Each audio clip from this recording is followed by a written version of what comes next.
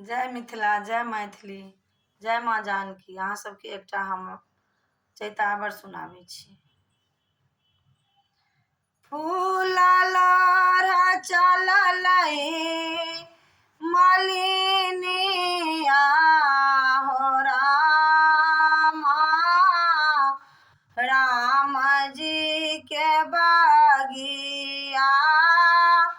फूल लोढ़ा चललै मलिनिया हो रामा, राम जी के बगिया। राम जी के बगिया खान फूल बारिया। राम जी के बगिया लाखन फूल बारिया।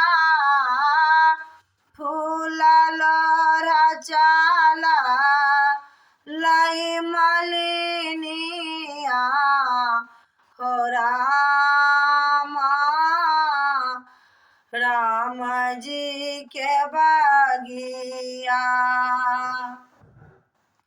खोइचा भारी लोढ़ा लकद दौरिया भारी तोरा लका।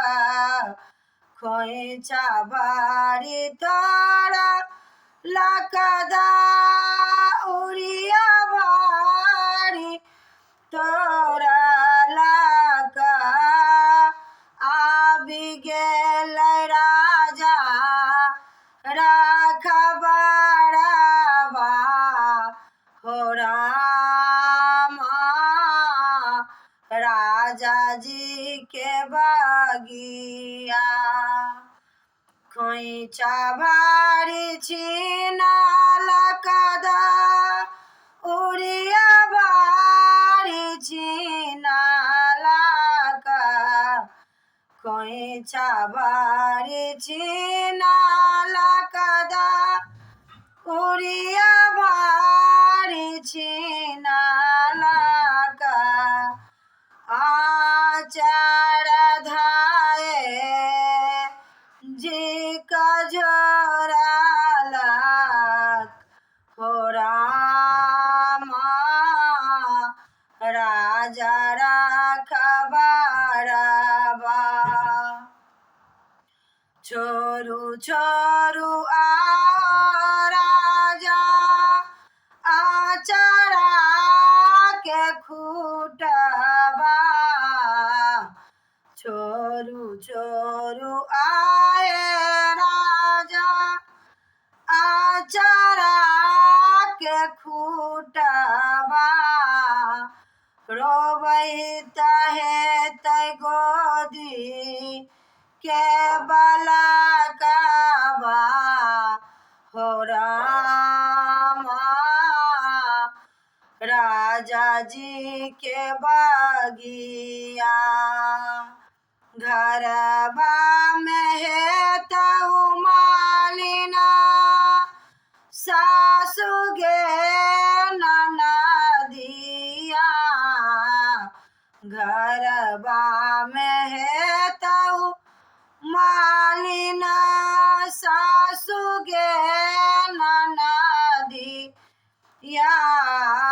खेलावत हेतौ गोदी के बलकबा हो रामा, राजा जी के बगिया।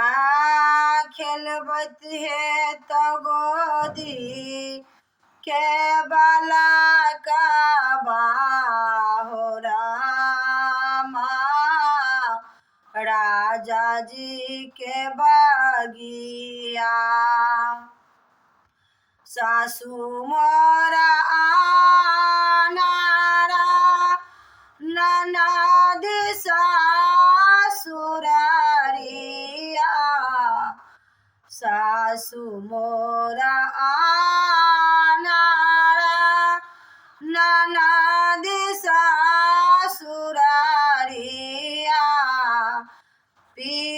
जी रहाए परदेसिया हो रामा राजा जी के बगिया।